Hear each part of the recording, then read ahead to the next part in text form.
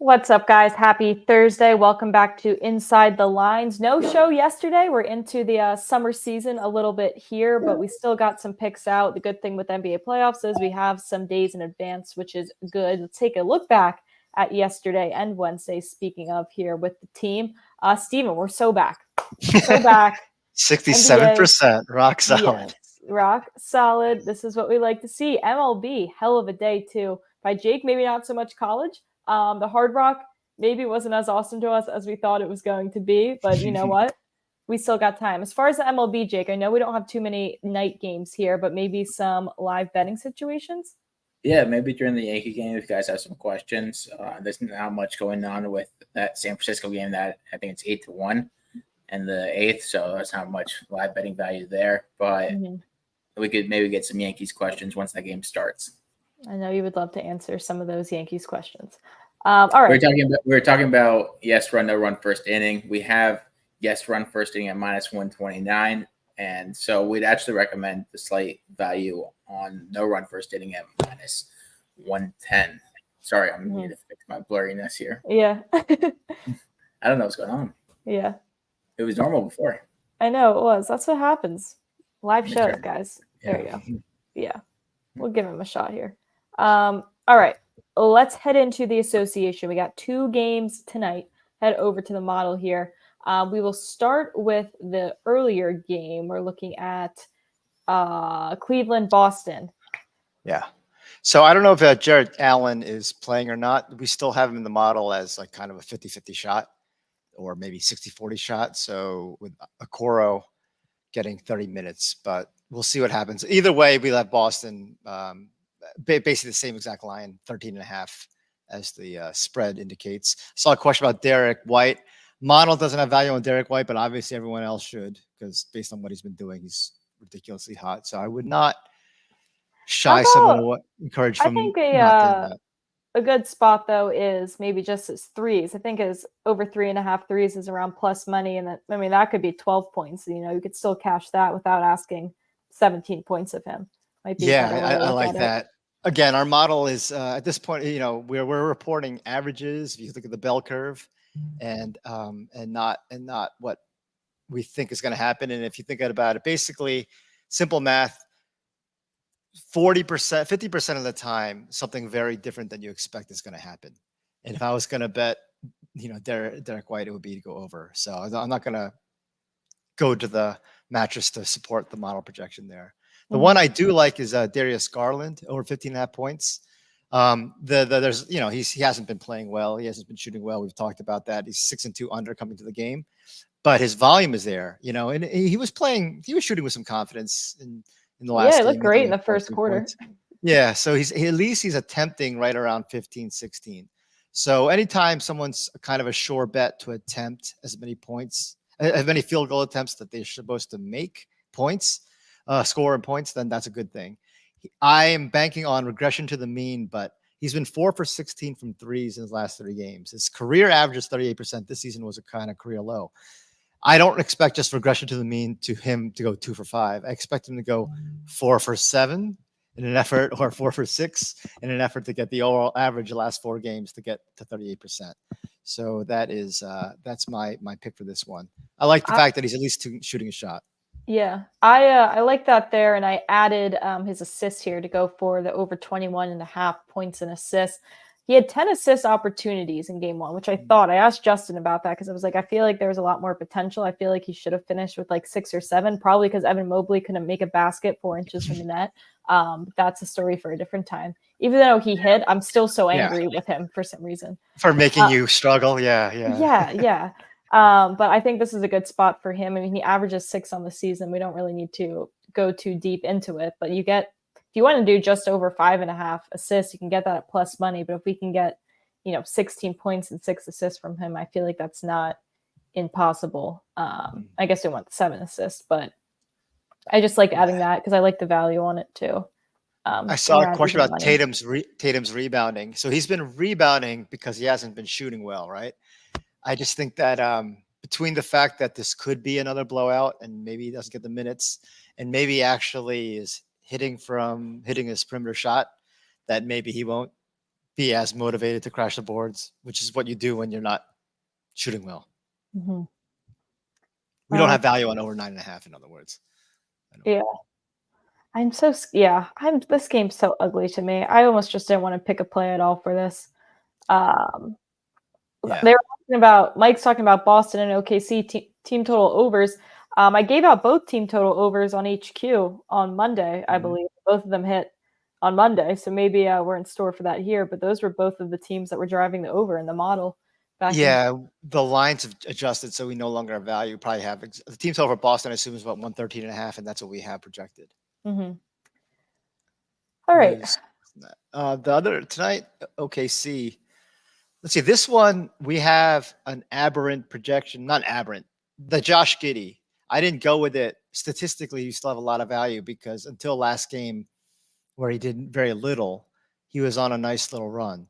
So I still think that, but he's been so hit or miss. He's been like, I thought about taking single digits or 25 plus and very little in between. So right now his line is priced in this no man's land. He's either going to go way over it or probably well under it.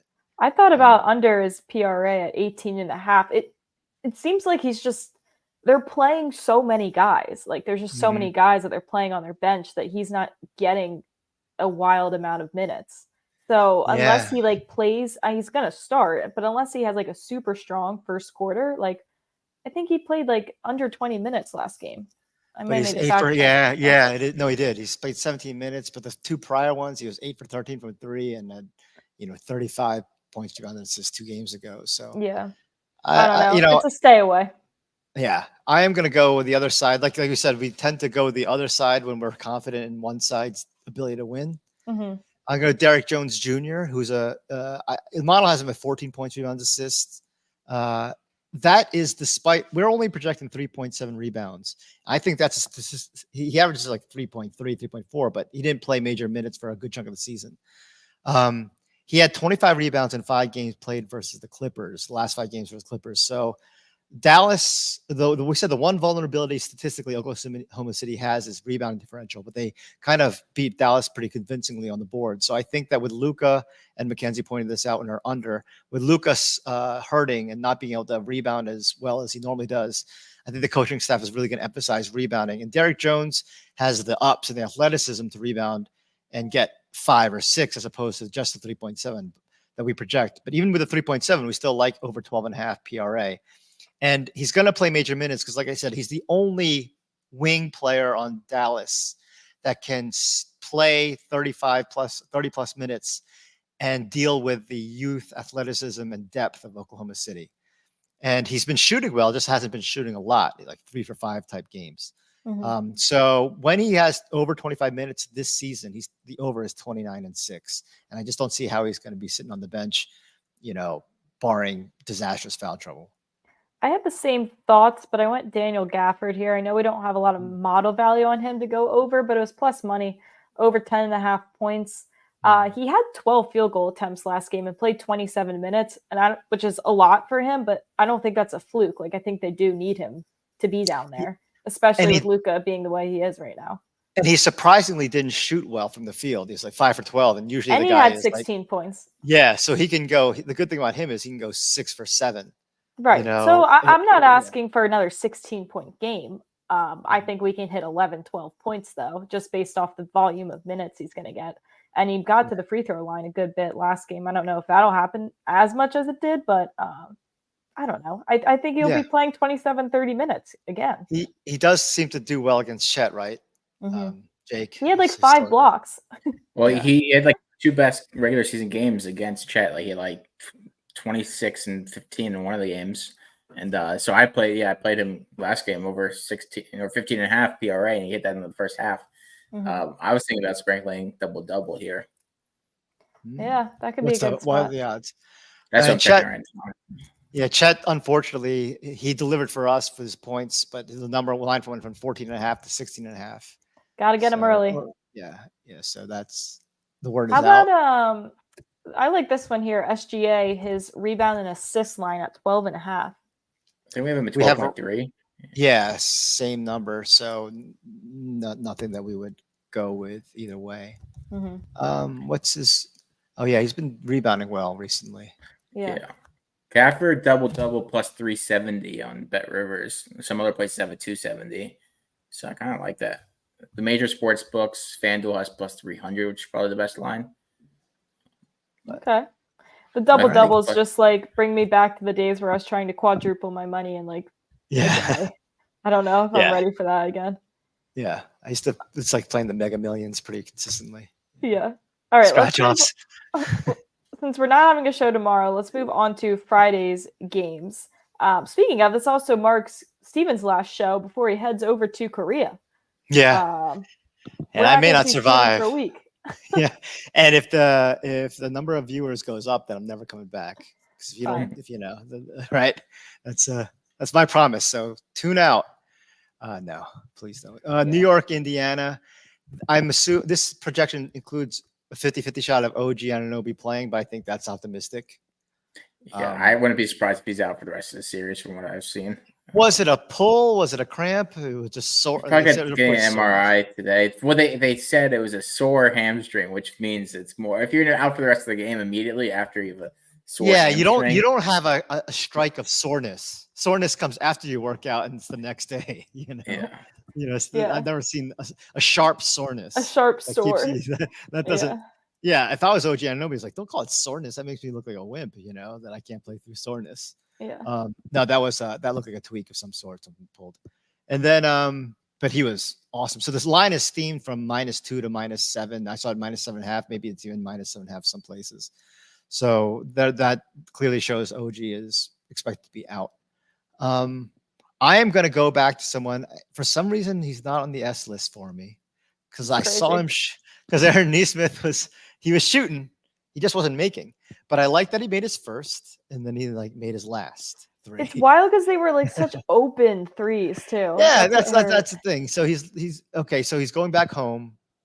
I do think the complaining about the refs is going to help a little bit with Indiana, but mostly OG not there. At a certain point, relying on 4 guys to play 48 minutes and then having like 2 guys off the bench is going to catch up to you in some area. In this case, it's probably your ability to defend the perimeter and to rebound, dominant rebound. So all the complaining in the world by Indiana doesn't change the fact that they got beat by like 11 on the boards. So again, coaching is going to be like, hey, we're doing our part, working the refs, but you got to do your part and actually rebound the ball. And Nesmith could, and I like in the playoffs so far, because I was watching against Milwaukee, he had a 14 PRA game in game 1, responded with 23 the next. He had a 10 in game 5, responded with 19 the next. He's while it's not an awesome over percentage, the over percentage is much higher at home versus the road. And he's, despite his last under, he has a high average against New York. So I think that, I should have probably stuck with Obi Toppin for obviously 2 straight games, but I didn't. But I will trust Nesmith. Still played. I like the fact that he still played 30 plus minutes yesterday. Yeah. 34 minutes. I would have benched him. 6 3-point attempts, 34 minutes, even though you don't have your shot. I thought there was like 7. Yeah, it just seemed like it. I think one was probably a bad 2. There was a point where he was 1 for 6, though, I think. Yeah. That was. And Obi Toppin had like 18 points in the first. Yeah, I saw Jake talking about TJ McConnell. I'm so mad at myself. I almost took his assist line here. I knew his points would be inflated. Thought about taking his assist. Thought that line was too high. He ended with like 12. It was, and that's why 9 in the first half. I was like 10-minute. Kicking myself. And another reason why I like the Nesmith, because even though we have 2 assists, but his line is like 1.5, and with Halliburton scoring and McConnell scoring and shooting, then it's just like, who's he going? When he has the ball and he's not taking the shot, he's going to pass it back to the point guard, and both point guards are scoring well, so you can get those assists where you don't really earn it. It's just you throw it back to the point guard and he shoots it. Yeah. No, I like the PRA play a lot better for him. I think this suits him better. Yeah. than Yeah, just that's why I having went the PRA ball. instead of points. The rebounding, I feel like, is motivation, coaching, telling you get the boards, and assists because Halliburton and McConnell is scoring. Yeah, no, totally. I like this play a lot. All right, let's move on to the other Friday night game, Denver at Minnesota. Our Timberwolves really chugging along here, and they're taking it back home. We got Rudy Gobert coming off of the post-baby game. Yeah, so if I was Gobert, I mean, there's a post-baby bump, which I think, I don't know if there's any stats on it, but it seems like players seem to do well across sports when they have a Probably baby. don't get worse unless you're sleep deprived, but something tells me he's not staying up all night with the baby. Yeah, he got a Defensive Player of the Year award. And a lot of people are mad that it wasn't Wemby. And so he's got to kind of prove that. The team destroyed Denver without him in game 3. So I think he's got to show that, they do need him.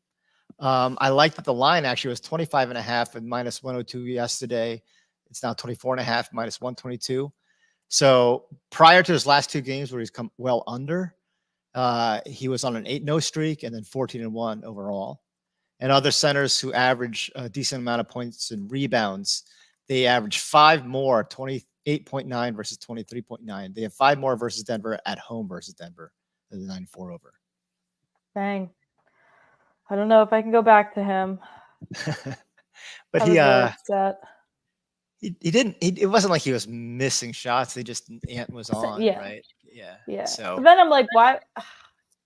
I like it with the rebounds. I'm just like, why would I go take some of these points over again when they showed me that they weren't even trying to shoot? Mm-hmm. Well, he had a baby though. This is so true. Everything now is justified. Yeah. All right. I'm going to head over to the recap screen here. Pretty quick show here. Our farewell journey to Steven before his travels.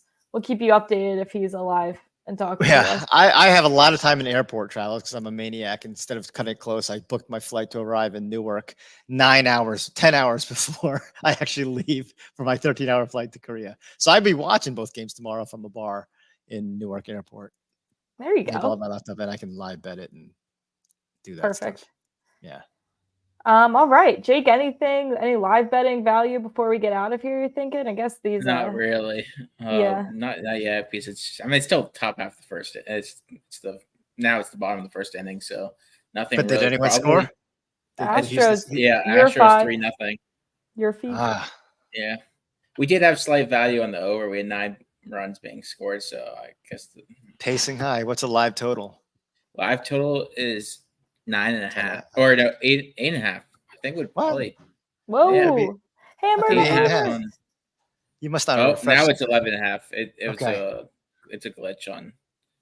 Awesome. If it's a glitch. No, it's on DraftKings. If you click 8.5, it goes to 11.5. But it's really 11.5. Yeah, it's that whole caching, whatever apps type stuff. Exactly. Mm-hmm. Yeah. But not much value. If there's anything, I'll probably tweet it out for you guys. Yeah. Yes. Yeah. Keep up with us on Twitter as always. Derek will always have the injury updates telling you who should be playing more with those updates as well. Derek does need his Cavs to keep the game close tonight. So do me and Steven for our boy Darius Garland. But I think he should play regardless. So they're not. Who they're gonna put in? You can't just roll over. Yeah. Plus, even if they're getting blown out, you would think they would want him to be aggressive, try to get out of whatever shooting slump. Yeah, take the reps while he can while it's low pressure. Yeah. I agree. All right, I think that's all we got for today. No show tomorrow. I will be on CBS Sports Network at 2 giving out NBA picks and MLB picks, and then on Sportsline at 6 o'clock as well. So if you need the picks from the team, I will be somewhere on a television. And keep up with us on Twitter as well. So good luck with your bets tonight and have a great weekend.